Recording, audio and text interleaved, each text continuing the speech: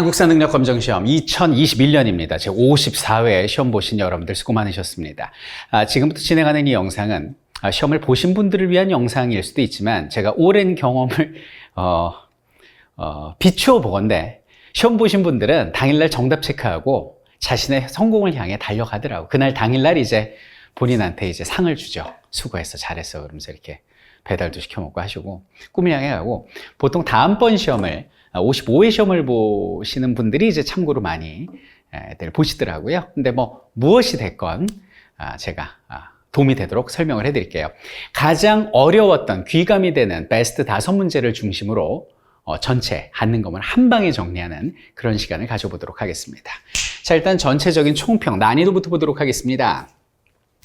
자, 일단 그러니까 중이야. 중인데 보통 선생님이 중이라고 하는 거는 실제 중이 아니라 약간 체감 난이도가 높을 때 중이라는 표현을 쓰거든요. 그래서 몇 문제 정도는 좀 아팠을 수 있다. 자, 난이도는 지난 회차하고 유사했는데 주제가 좀 생소한 경우가 있었어요. 이제 44번하고 50번이 그랬고요. 세부적인 시기를 구분하는 게 이제 8번, 17번, 32번 정도.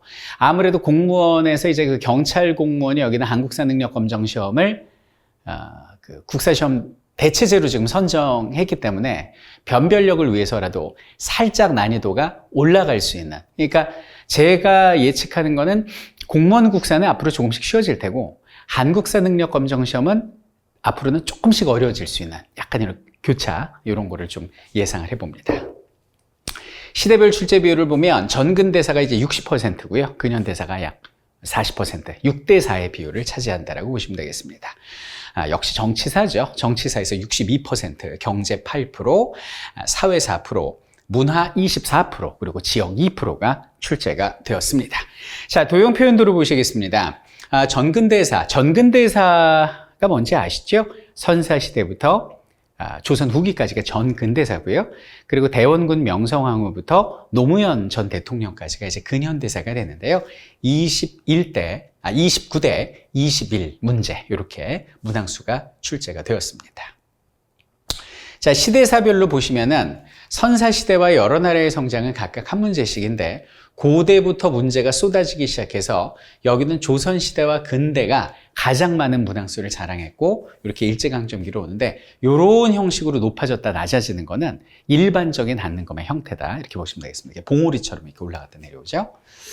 자, 분류사별 출제 비율을 보면 단연 정치사다. 그러니까 정치사를 잡는 자가 한능검을 잡는다. 그 다음에 많이 출제되는 건 문화사, 그리고 경제, 사회사 순서대로 출제가 됩니다. 지역도 한 문제가 출제가 됐죠.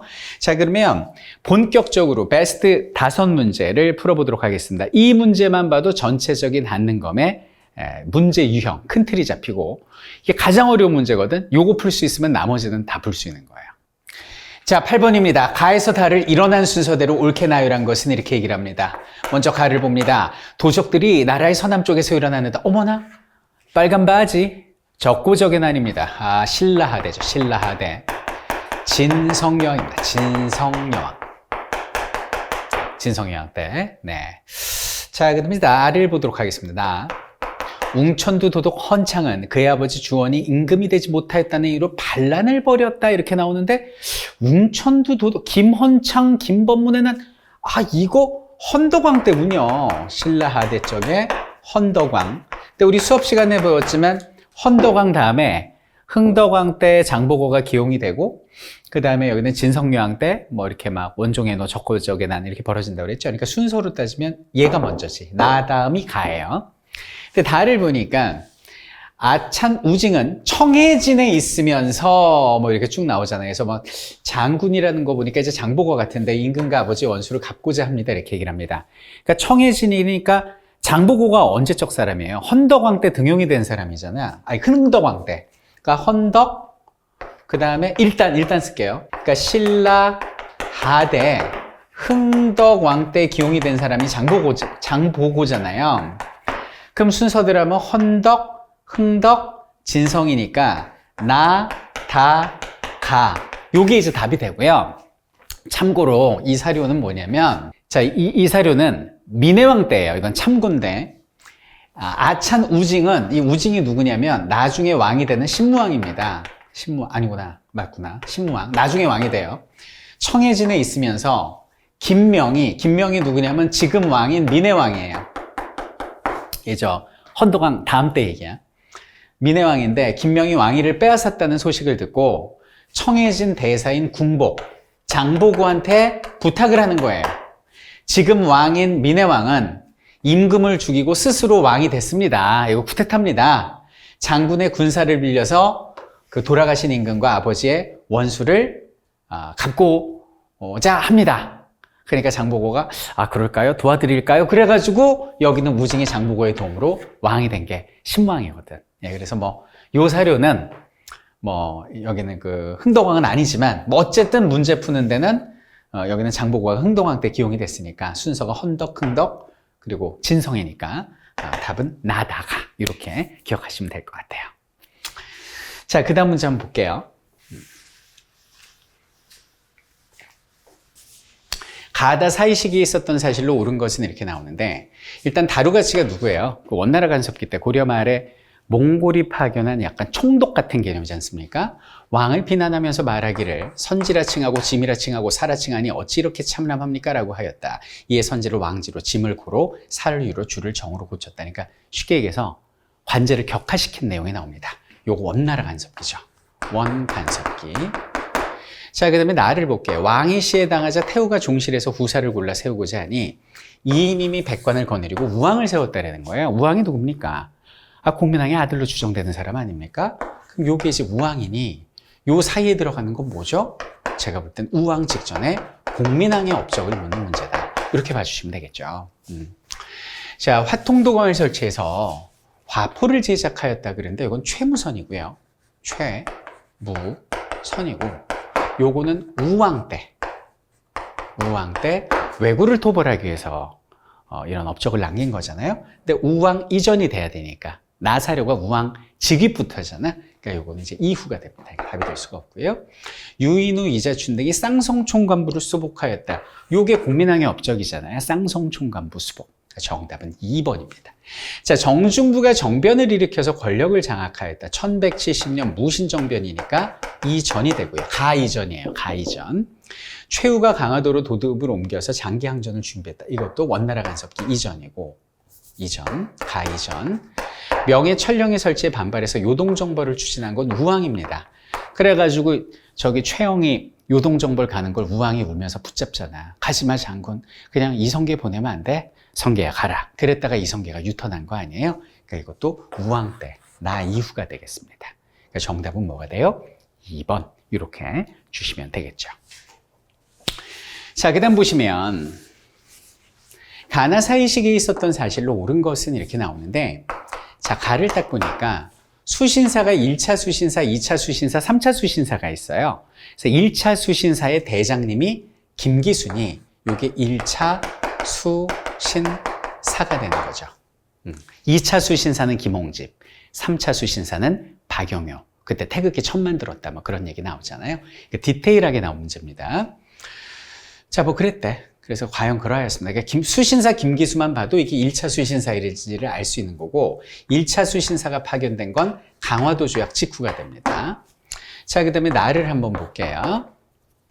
어윤중의 동래부 암행어사로 암행어사 임명돼서 왕에게 반대 봉해진 서신을 열어보니 이게 뭐냐면 이걸 일단 읽고 봐봐. 일본 조정의 논의와 전국의 형세, 풍속인물, 교빙, 통상들의 대략을 염탐하는 것이 좋겠다. 그러니 너는 일본으로 건너가서 크고 작은 이들 들어. 그리고 낱낱이 탐지해서 별도 문서로 조용히 보고하라는 내용이었다. 이게 무슨 얘기냐? 조선시대에요. 암행어사로 갑자기 발령을 받습니다. 갑자기 발령을 받고 발령받으면 이제 그 임금한테 이제 봉해진 밀지를 받잖아요. 그걸 받자마자 나가야 돼. 집에도 들리면 안 돼. 집에도 들리면 안 되고 바로 나가가지고 사대문 밖에 나가서 그 밀지를 뜯어보고 그 다음에 부임지로 가야 됩니다. 왜 그러냐 하면